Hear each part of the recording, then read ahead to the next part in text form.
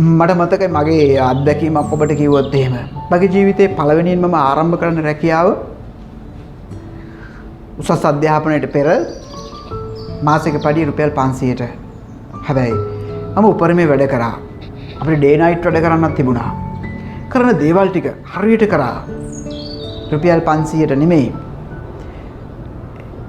මාත් එක්ක ඒහා සමානව වැඩ කරගෙන ඒ කාලේ හිටියා රුපියල් 20000 පඩි ගන්න. ඒ කියන්නේ දැන් විතර ලක්ෂයක් විතර පඩි ගන්න අයත් හිටියා. මං හා සමානමයි. හැබැයි කවදාවත් වොරි උනේ නැහැ. කවදාවත් අකටයුක්තක් කරේ නැහැ. කවදාවත් චීට් කිරීමක් කරන්න ගියේ නැහැ. ඒ නිසා ඔබ කරන දේ හරියට කරන්න. ලැබෙන දේ ගැන වද වෙන්න එපා. ලැබෙන දේ ගැන ඔබට හිතන්න එපා.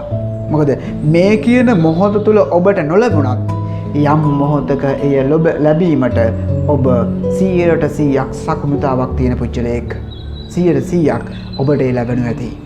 අයහපත් ක්‍රමවේද ඔස්සේ ඒ ලබා ගන්නට ඔබ උත්සාහ කරන්න එපා.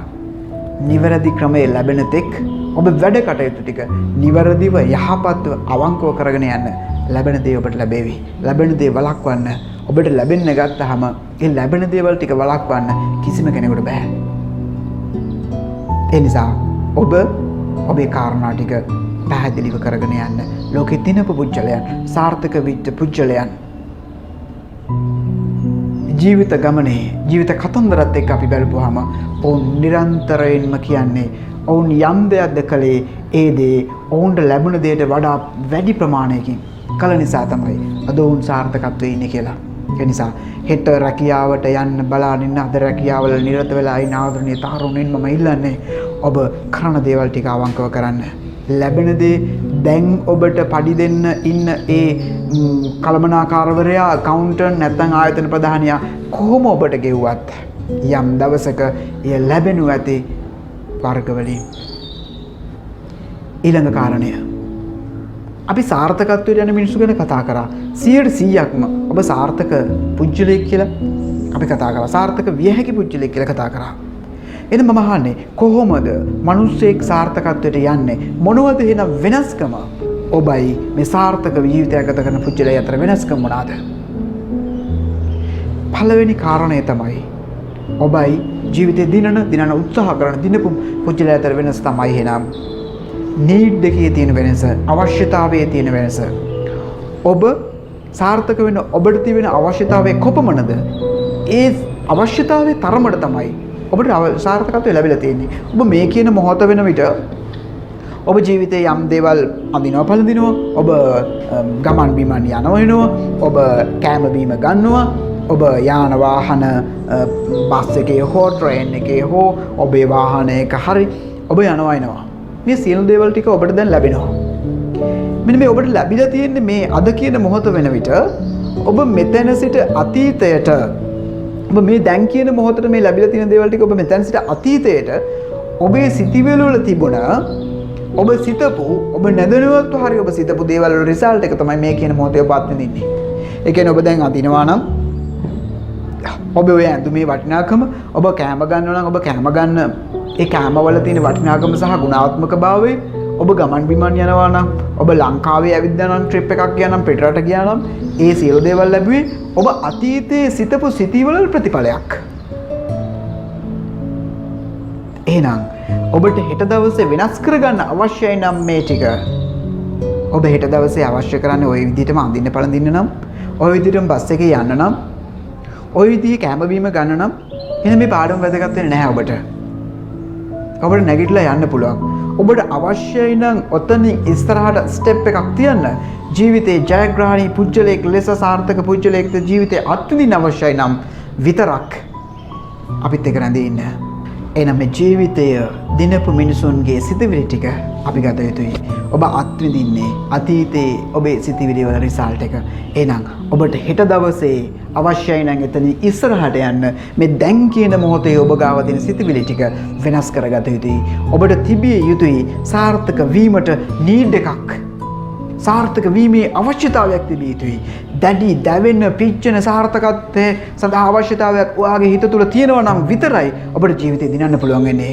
ඔබට තවදුරටත් තියෙන්නේ යැපුම් මානසිකත්වය නම් ඔබට තවදුරටත් තියෙන්නේ දෙන්නේ කීයක්ද ලැබෙන්නේ කීයක්ද ඒකෙන් ජීවත් වෙනවා කියලා මානසික මට්ටමක් නම් යන්නේ බස් එකේ පයින් යන්නේ ඒක හොඳයි කියලා හිතනවා නම් ඔබට ඒ දේම අනාගතෙත් ලැබෙවි.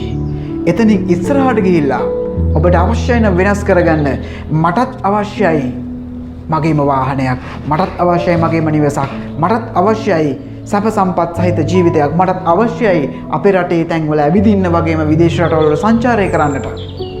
එහෙම ඔබට හිතනවා නම් ඒ සිතිවිලි ටික දැන් කියන මොහොතේ ඉඳලා වෙනස් කරගන්න ඔබට දවසක පුළුවන් ඒ දේවල් ටික අත්විඳින්න. ලෝකේ දිනපු පුච්චලයන් ජීවිතේ වෙනස් කරේ මේ විදිහට.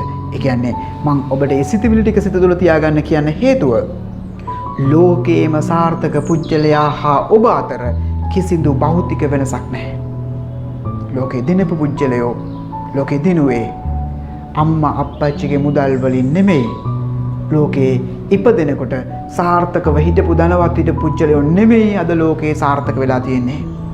ඊටාත්ම පහත් මට්ටමින් පැල්පත්වල කන්න බොන්න නැතුව පාඩම් කරන්න නැතුව අධ්‍යාපනය ලබන්න නැතුව විශ්වවිද්‍යාල වලින් රිජෙක්ට් වෙවි රැකියාව වලින් ෆේල් වෙවි ආව පුච්චලයන් තමයි ලෝකේ වෙනස් කරලා තියෙන්නේ, ලෝකේ දිල්ලා තියෙන්නේ.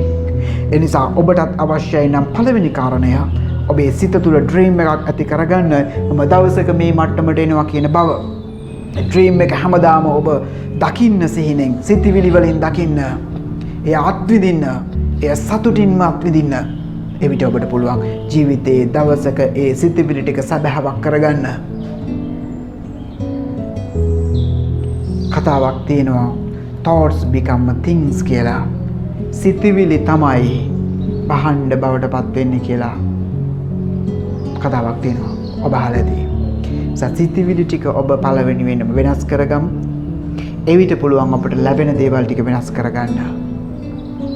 එනම් ඊළඟට මගේ කාරණය තමයි ලෝකයේ දිනපු මිනිස්සු පළවෙනි කාරණය තමයි ලෝකයේ දිනපු මිනිස්සුන්ගේ තියෙන පළවෙනිම වෙනස්කම තමයි නීඩ් එක.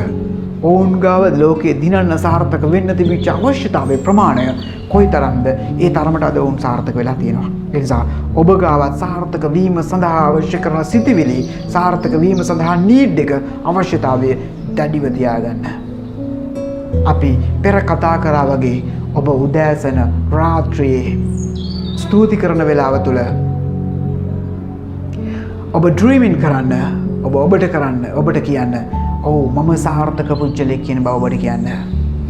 ඔබේ ෆේලියර්ස් තිබිය හැකියි, ඔබේ අඩුපාඩු තිබිය හැකියි, ඔබේ වැටීම් තිබිය හැකියි. හැබැයි ඔබ අසාර්ථක පුජ්‍යලෙක් නෙමෙයි. ඔබ සිතුවොත් ඔබ අසාර්ථක පුජ්‍යලෙක් කියලා ඔබේ රිසල්ට් එක අනාගතේත් අසාර්ථකයි. ෆේලියර්ස් තුලින් තමයි, වැටීම් තුලින් තමයි, වැරදීම් තුලින් තමයි ජයග්‍රහණය කළ අය හැකේ. වරක් කියනවා තෝමස් අල්වා එඩිසන්. ඔබ දන්නවා ඔව් දසදහස් වතාවක් පමණ විදුලි බල්බය නිර්මාණය කරන්න ගිහිල්ලා වැරදීම් වෙලා තියෙනවා.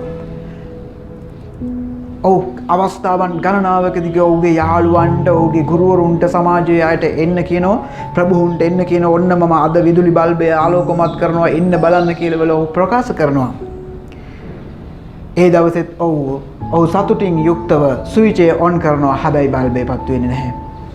මේ වගේ අවස්ථාවන් ගණනාවක් කරලා අන්තිමේට මිනිසුන් ඔවුන්ට පිස්සෙක් කියන්න පටන් ගන්නවා.